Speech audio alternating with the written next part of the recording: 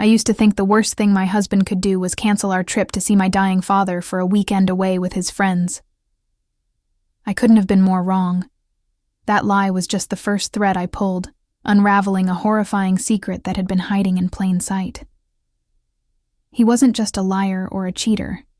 He was a stranger living in my house, a predator methodically draining our future dry. And when I finally backed him into a corner, he tried to take the one thing I had left, our son. I used to think the worst thing my husband could do was cancel our trip to see my dying father for a weekend away with his friends. I couldn't have been more wrong. That lie was just the first thread I pulled, unraveling a horrifying secret that had been hiding in plain sight. He wasn't just a liar or a cheater.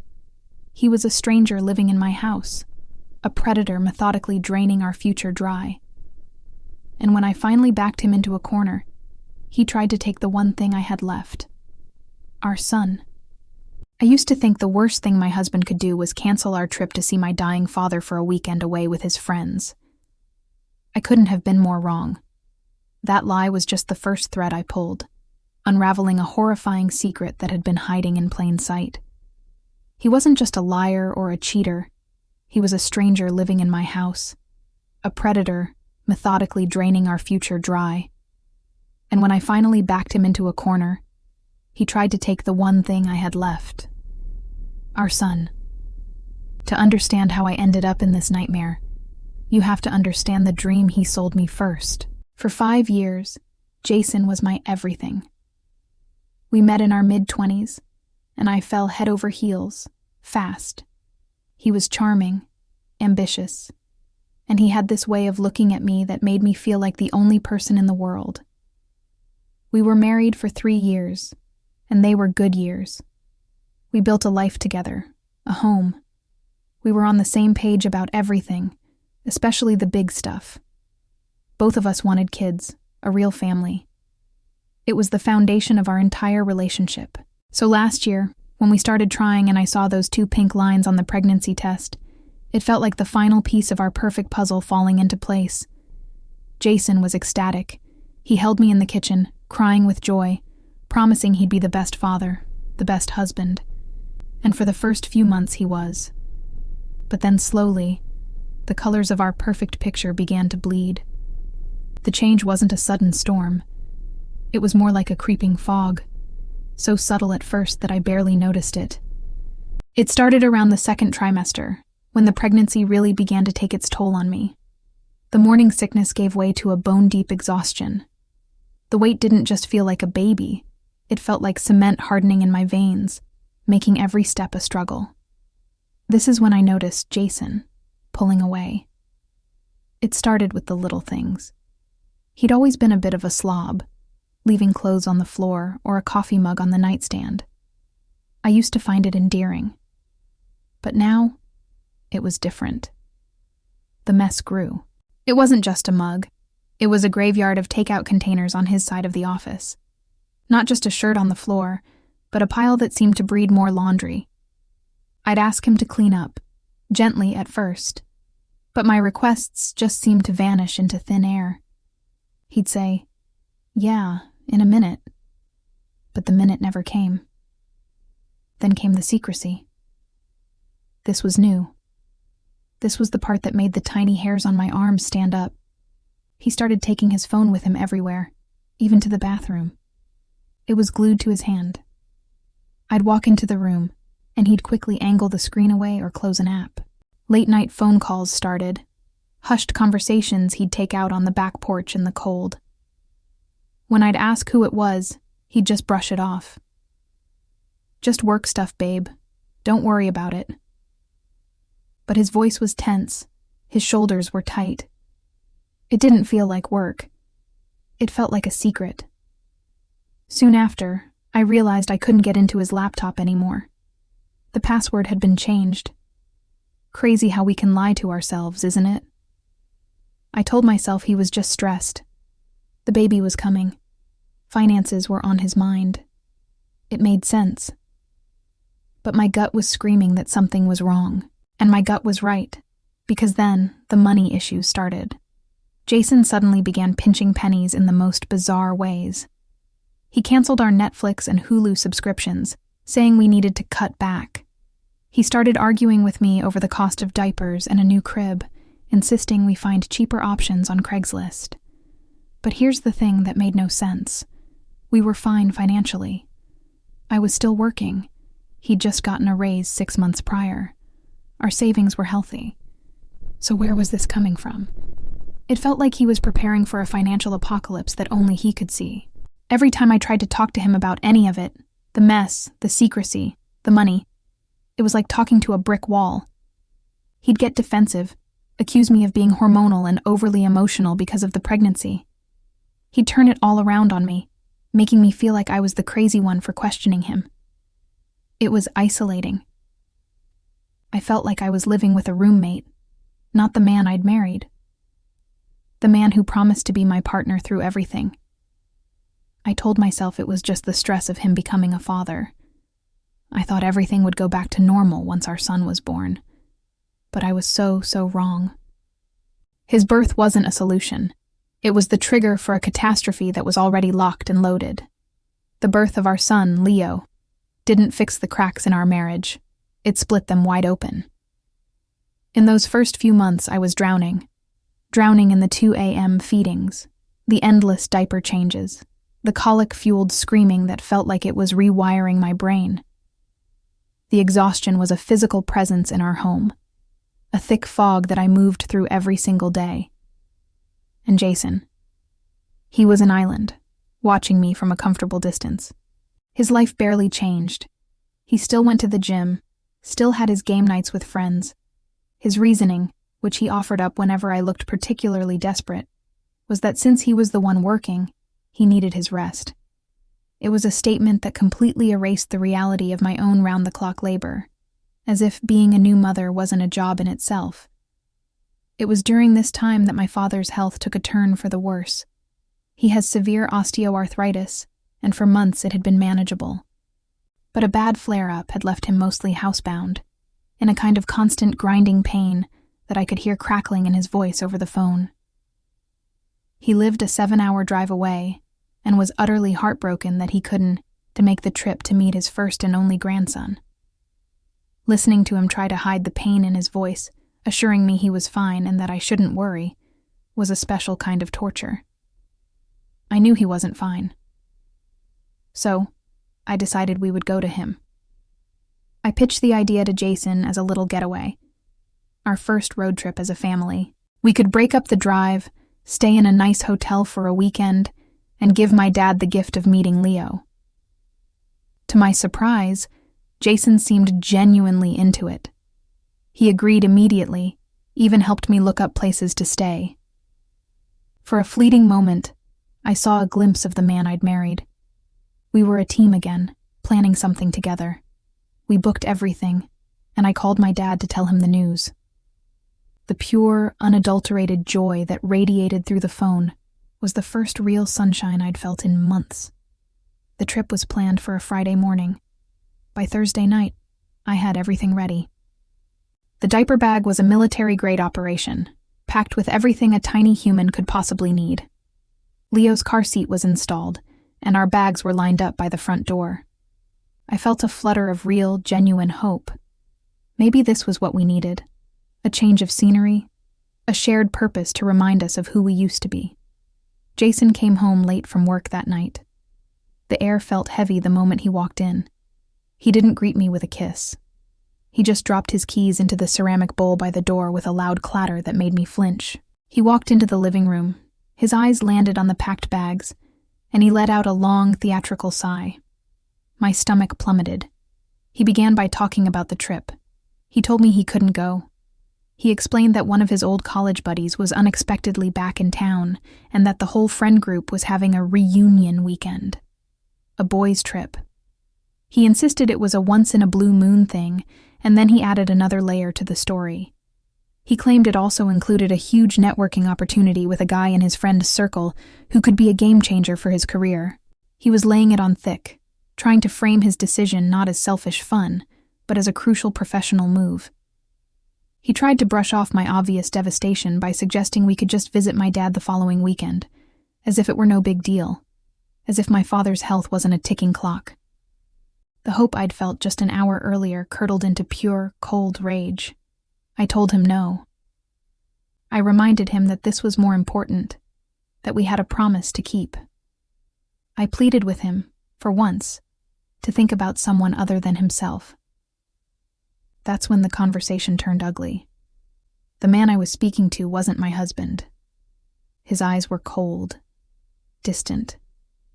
He began to twist my words, accusing me of being controlling and of not supporting his career.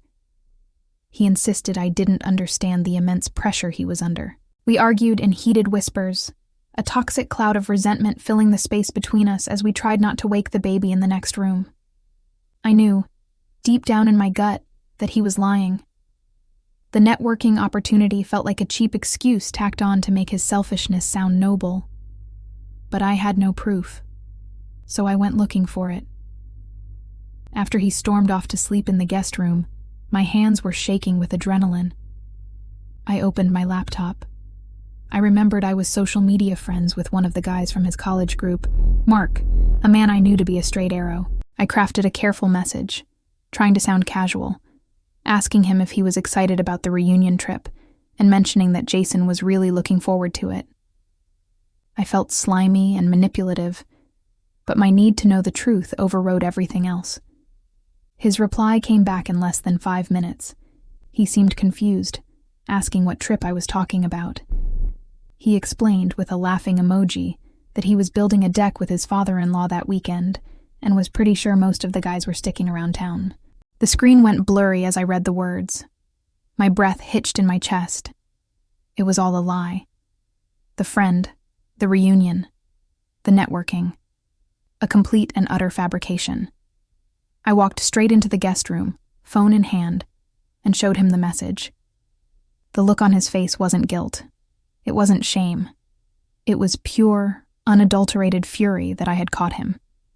His entire demeanor shifted from defensive husband to a cornered animal. He never admitted to the lie. Instead, he twisted the entire situation, hissing accusations at me, questioning what was wrong with me for daring to check his story, for going behind his back. He painted me as the villain, the paranoid, untrusting wife who was trying to sabotage his life. He continued his verbal assault until I was too exhausted and heartbroken to fight back. I woke up the next morning to a silent house. Jason was gone. A single, folded note was on the kitchen counter, simply stating that he needed to clear his head and that we would talk when he got back. But it's what I found next that truly terrified me. I opened our banking app to pay a bill, and I saw it. A cash withdrawal. $5,000, taken from our joint savings account at an ATM just a few hours earlier. My heart stopped. This wasn't a fight anymore. This was something else entirely. This was an escape. In a daze, I packed a bag for me and Leo and called my best friend, Sarah. She drove me the 7 hours to my father's house, my mind replaying every lie, every secret call, every strange financial decision from the past 6 months. It was a horrifying, blurry puzzle, and I was finally starting to see the edges. I spent 2 days at my dad's, trying to piece together the shattered remains of my marriage. Then, on Saturday afternoon, my phone buzzed. It was a call from Sarah. Her voice was unusually hesitant. She asked me if I was sitting down. Before she sent me what she had found, she told me I needed to promise her I would just breathe.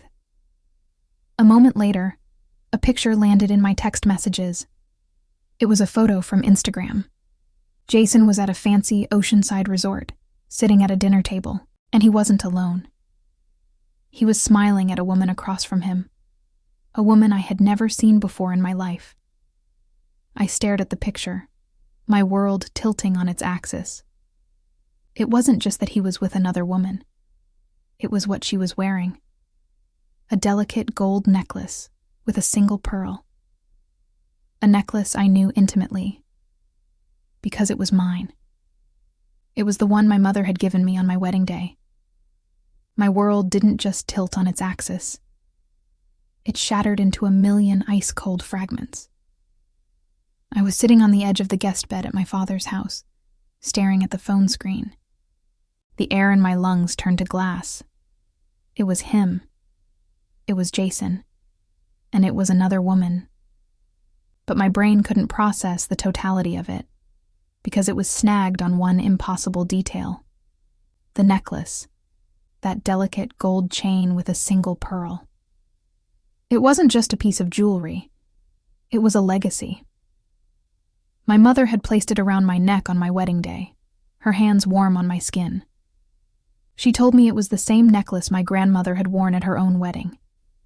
It was a symbol of strength, of love enduring through generations. It lived in a velvet-lined box on my dresser, reserved for the most special occasions. I hadn't even brought it with me on this trip. And yet, there it was, resting against the collarbone of a complete stranger, a woman smiling at my husband as if she owned the world, as if she owned him. The initial shock, the simple, gutting pain of infidelity, was immediately eclipsed by a wave of something far colder and more terrifying. Confusion. This wasn't a crime of passion. This was calculated. How did she get my necklace? Did he take it from our home? Did he physically open my jewelry box, lift out that piece of my family's history, and give it to her? The violation of that thought was so profound, so intimate, it felt worse than the betrayal itself. An affair was one thing. That was about a lack of love for me. But this felt like an act of deliberate erasure, as if he was trying to replace me, piece by piece. My hands started to shake, and I had to put the phone down before I dropped it. My friend Sarah, still on the line, must have heard the change in my breathing. She told me to stay calm, that we would figure this out. I told her about the necklace. A long silence followed on her end, and then I heard the quiet fury in her voice as she promised me she was going to find out who this woman was. Sarah is not just my best friend, she's a digital bloodhound. When she sets her mind to finding something online, she is relentless. She started with the photo itself. The original post was from the resort's official Instagram page, a promotional shot of guests enjoying the ambiance. Jason and the woman weren't tagged, which meant they were just anonymous faces in the background of a larger photo. A dead end. Then, Sarah shifted her focus. She started digging into Jason's social media with a fine-toothed comb. His profiles were locked down tight, but she meticulously went through his friends list, cross-referencing names with public profiles, looking for any link, any stray comment, any shared acquaintance with the woman in the picture. For hours, she found nothing. It was as if this woman didn't exist in his world. Just as we were about to give up for the night, Sarah had a stroke of genius. She went back to the resort's page. Instead of looking at their posts, she started scrolling through the thousands of photos that other people had tagged at the resort's location. It was a digital needle in a haystack. She scrolled through pictures of sunsets, cocktails, and smiling families for what felt like an eternity. And then, she found it. She called me, her voice tense with excitement.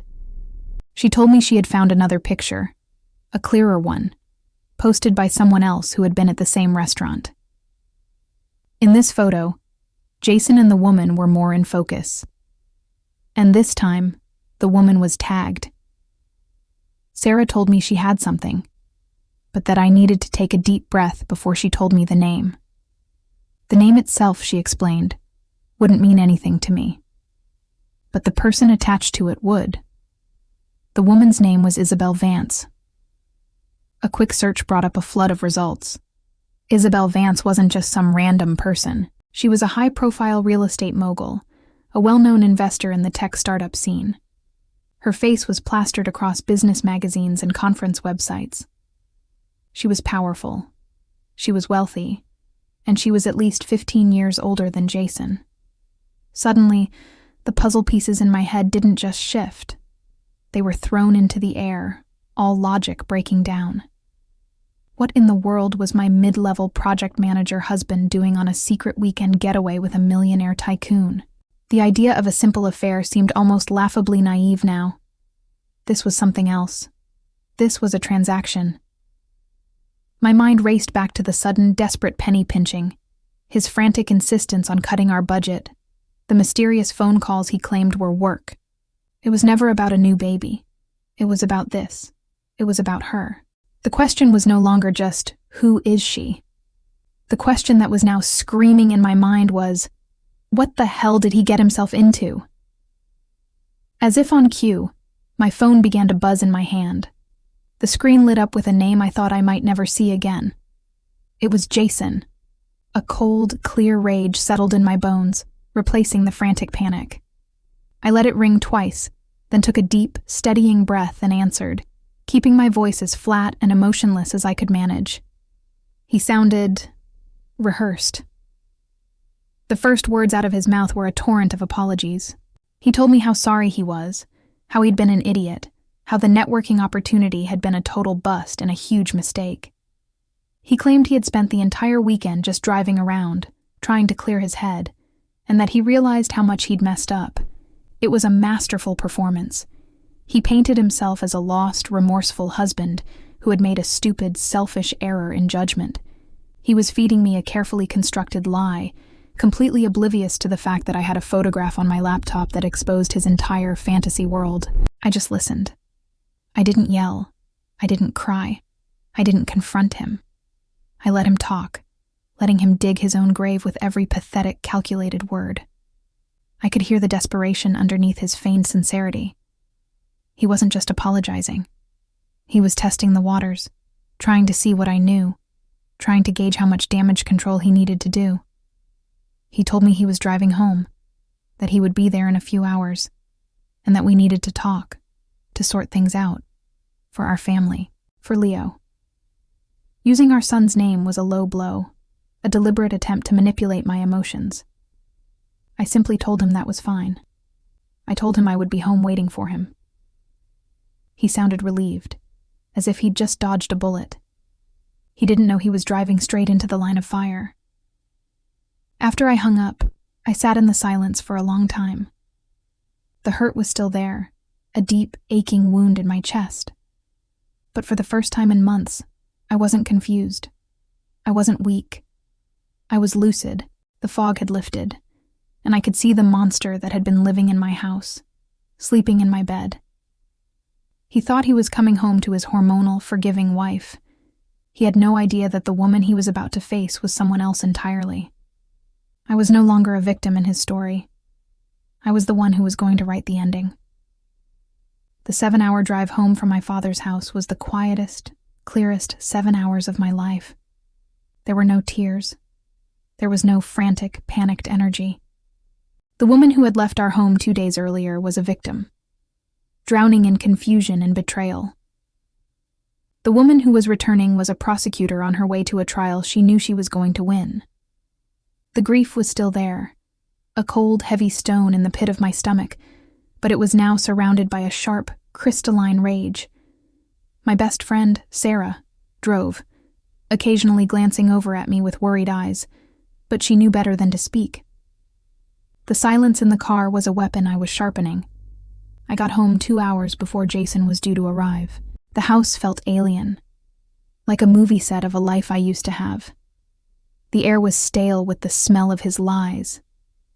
Every object, the photos of us on the mantelpiece, the baby swing in the corner, seemed like a prop from a different story.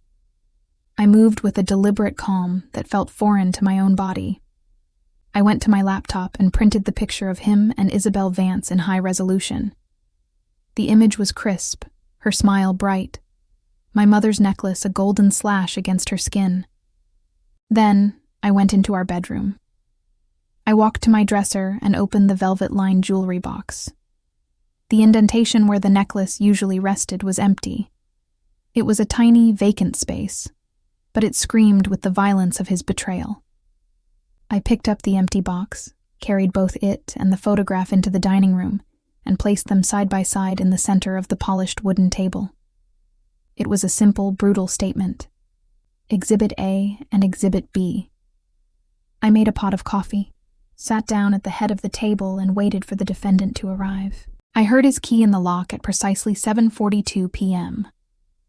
The sound scraped against the profound silence of the house. He walked in, dropping his bag by the door, his posture a carefully crafted performance of exhaustion and remorse. He had probably spent the last hour of his drive rehearsing his lines, planning his strategy. He saw me at the table, and his face softened into a look of practiced contrition. He was an actor walking onto a stage, completely unaware that the script had been rewritten, and the audience knew the ending. He began to speak, his voice low and sorrowful. He told me how the past few days had been the worst of his life, how being away from me and Leo had given him a new perspective. He confessed to being a terrible husband, admitting he'd been stressed and distant and had handled everything wrong.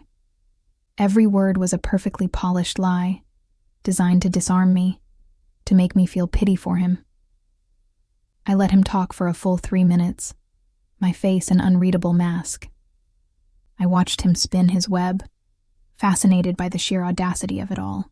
When he finally paused, expecting me to cry or yell or at least react, I said nothing. I simply slid the 8x10 photograph across the table toward him.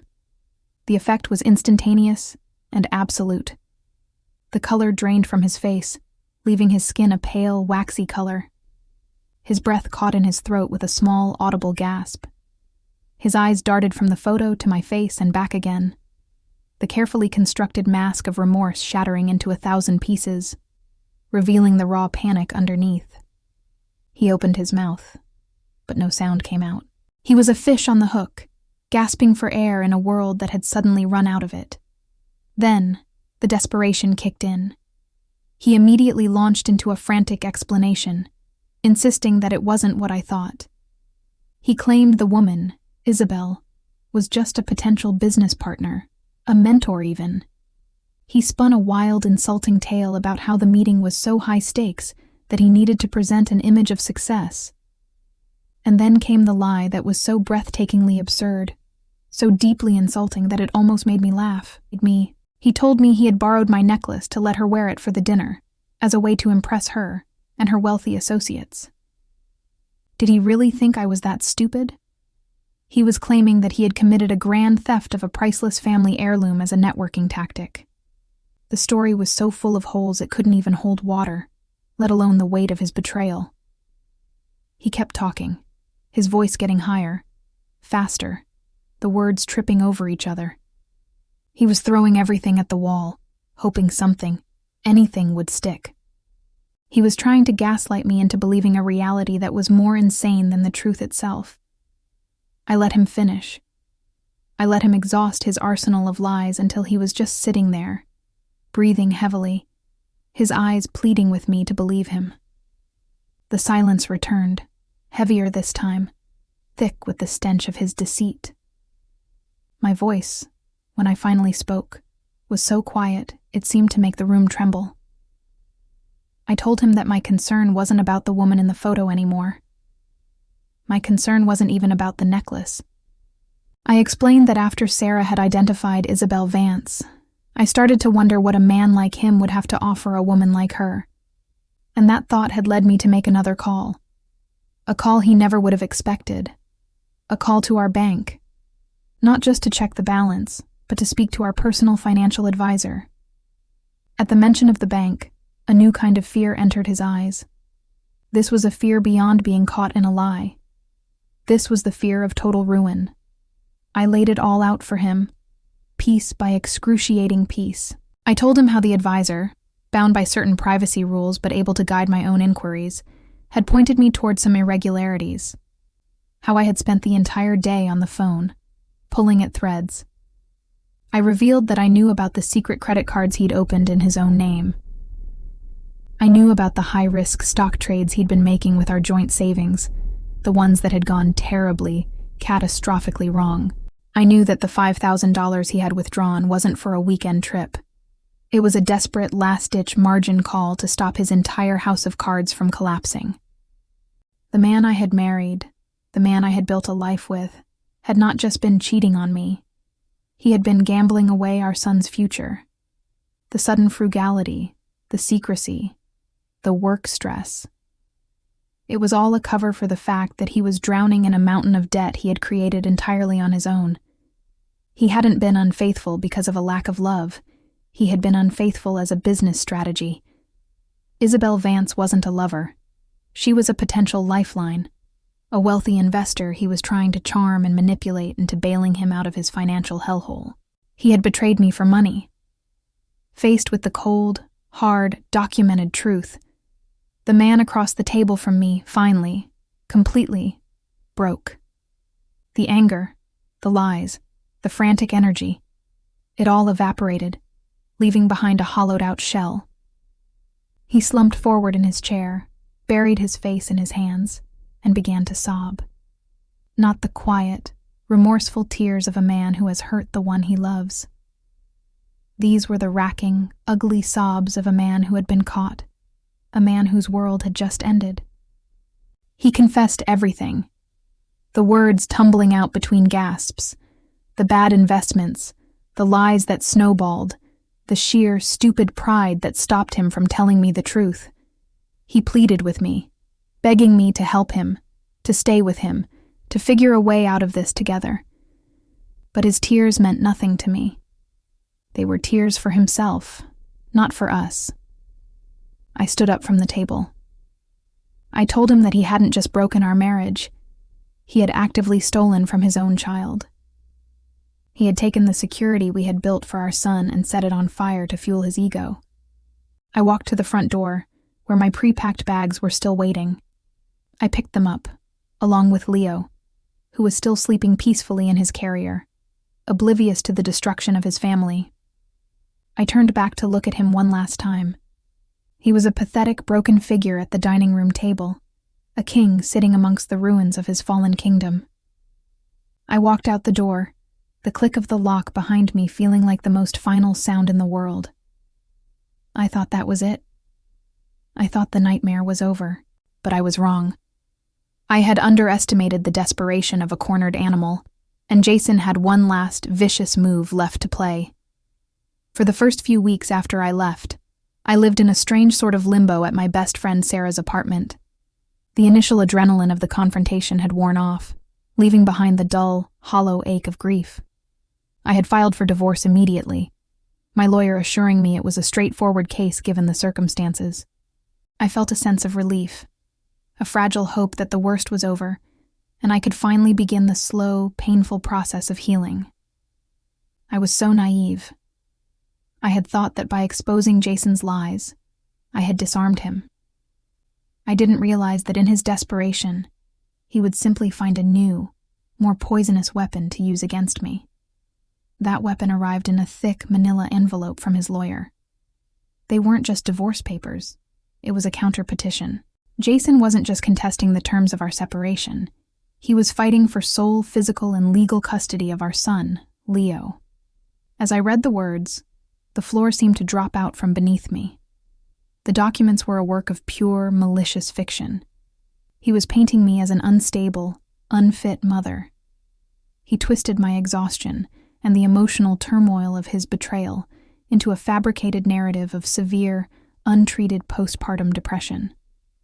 My desperate flight to my father's house was reframed as an act of child abandonment. He was using my pain, the very pain he had inflicted, as evidence of my incompetence.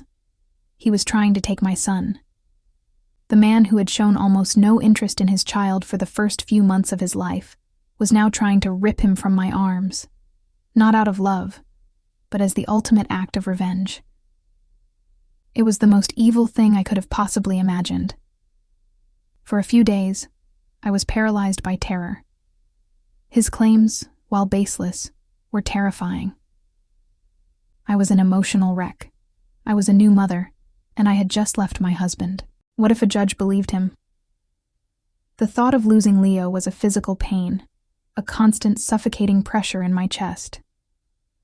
My lawyer tried to reassure me, but I could see the concern in her eyes. Custody battles could be brutal and unpredictable. Just as I was sinking to my lowest point, I received an email from an address I didn't recognize. The subject line was simply Jason Miller. My first instinct was to delete it, assuming it was more harassment, but something made me open it. The email was brief and professional. The sender introduced herself as Isabel Vance. My blood ran cold.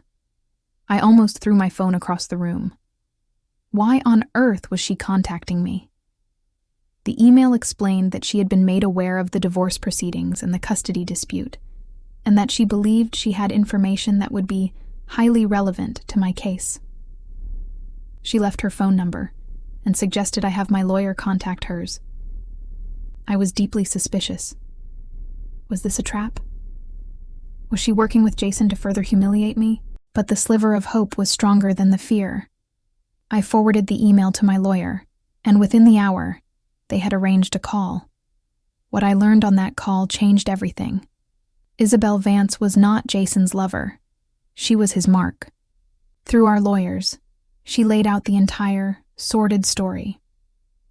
Jason had approached her 6 months ago with a polished business proposal for a tech startup, claiming to be on the verge of a major breakthrough. It was all a lie. He had been charming, manipulative, and had sold her a vision of a successful family man on the brink of making it big. He had conned her out of nearly $100,000 in seed money, which he had then proceeded to lose in his reckless stock trading. The trip to the resort wasn't a romantic getaway. It was his final desperate pitch for more cash. The now infamous photograph had been taken just after she had informed him that she was pulling her funding, having discovered his fraudulent claims.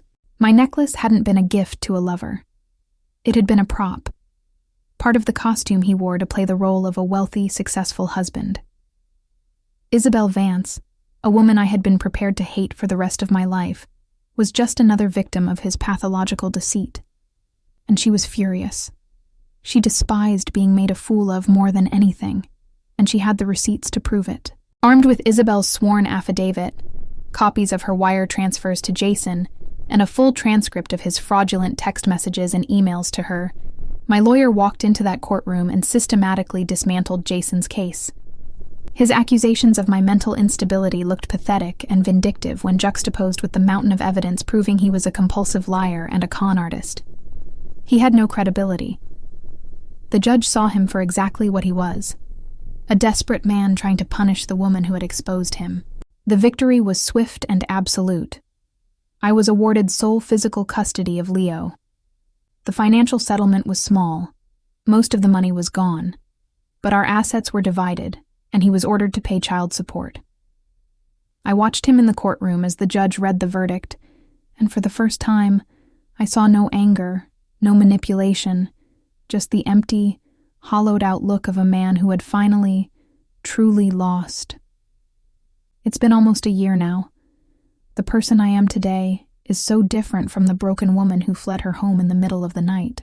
Rebuilding wasn't easy, but for the first time, I was building a life on a foundation of truth.